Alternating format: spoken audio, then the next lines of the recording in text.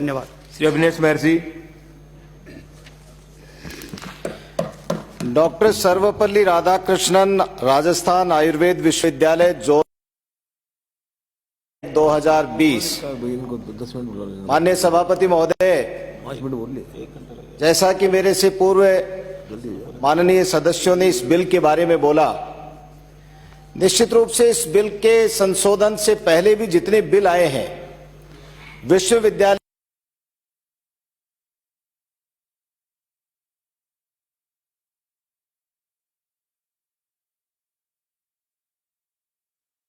को हटाने का अधिकार ये सरकार कोई भी हो, वो कम से कम शिक्षा के क्षेत्र के अंदर, शिक्षा हमारी धुरी है, शिक्षा वो नींव है जहां से हम इस देश का निर्माण करते हैं। और जब हम शिक्षा के क्षेत्र के अंदर राजनीति करने लग जाएंगे, जिसके अंदर राज्यपाल महोदय जो कुलाधिपति होते हैं, उनको भी, सही कह रहे थे सांगानेर से आने वाले सदस्य, कि जब उनको भी सरकार की मंशा जिस तरह से अभिभाषण पढ़ने के लिए राज्यपाल महोदय को जो लिख करके दे दिया जाता है वो बोलना पड़ता है, मुझे ऐसा लगता है इस बिल के माध्यम से कि राज्यपाल महोदय से वो ही करवा लिया जाएगा जो राज्य की सरकार चाहेगी, और राज्य की सरकार वो चाहेगी जो उनको सूट करता है। यदि कोई कुलपति उनको सूट करता है तो रख लेंगे, और कुलपति यदि सूट नहीं करता है तो नहीं रखेंगे। तो सीधा सीधा इस बिल का नाम दे देते कि हमारी मर्जी से कुलपति को हटाएं और हमारी मर्जी से कुलपति को रखें। इस बिल में इसके अलावा कुछ भी नहीं है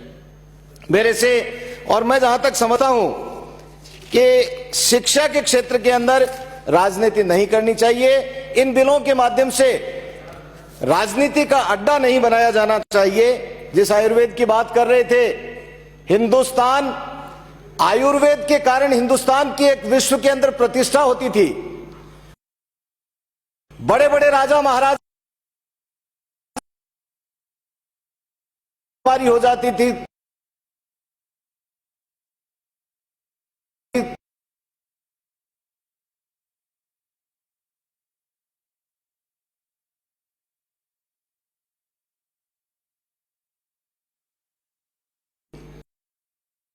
हम लोग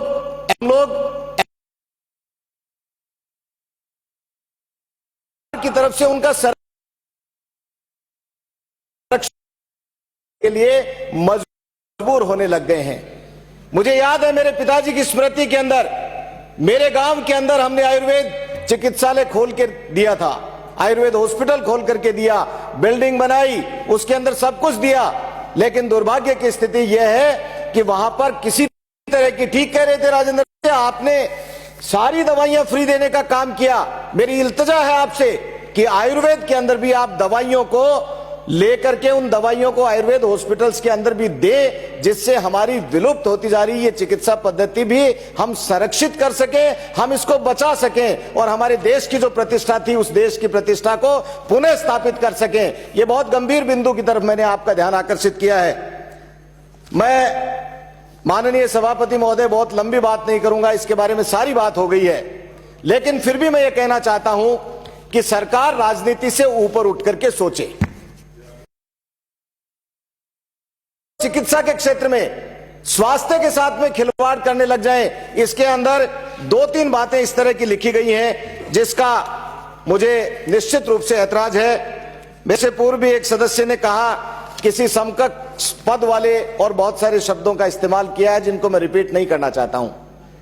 कोई गाइडलाइन स्पष्ट बननी चाहिए। जब किसी भी बिल के अंदर संशोधन किया जाता है तो उसके अंदर गाइडलाइन स्पष्ट होनी चाहिए। गोलमाल गाइडलाइन को देकर के हम फिर दोबारा एक प्रश्नवाचक चिन्ह छोड़ देते हैं, और निश्चित सही होता आयुर्वेद के बारे में, और आयुर्वेद